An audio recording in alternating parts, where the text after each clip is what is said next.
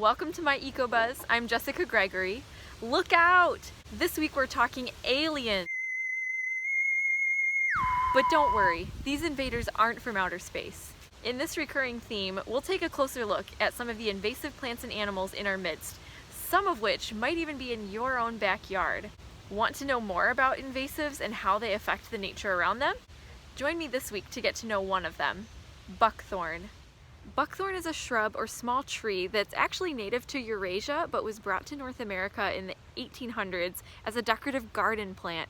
You're going to start to see that this is the same story for many of our widespread invasives.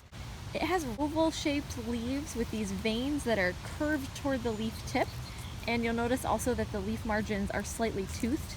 Many of the branch tips actually end in this thorn that's rather sharp.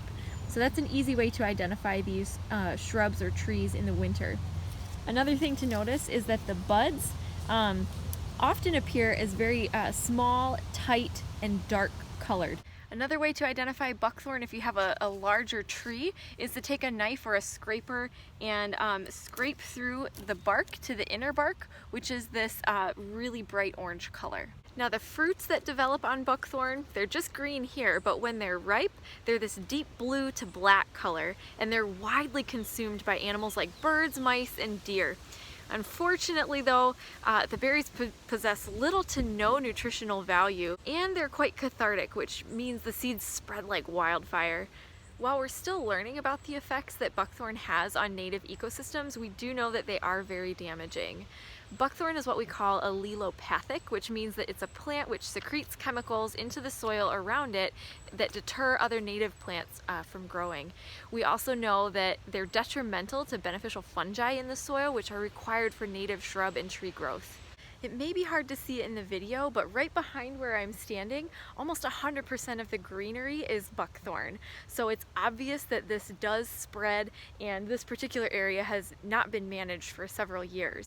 Seeds can also remain viable in the soil for up to 6 years, making management imperative from the start. You can control buckthorn mechanically by hand pulling the smaller plants or by cutting and applying herbicide to the larger plants. Cutting and mowing without herbicide though are not recommended because that does stimulate the plant to resprout. More details about how to control the spread of invasive buckthorn can be found on the Michigan Natural Features Inventory website. Check out the link below. With your help, we can make significant progress with controlling the spread of invasive buckthorn. So keep your eyes out for this week's alien invader. Thanks for watching. Have a great week. Happy naturing. Anytime you see an invasive plant or animal, you can report its location to the Midwest Invasive Species Information Network, or MISIN. That's M-I-S-I-N. This will help so much with early detection of invasive species and with developing strategies for their eradication. Trust me, your local ecosystem will thank you for taking an active role and participating in citizen science. See you next time.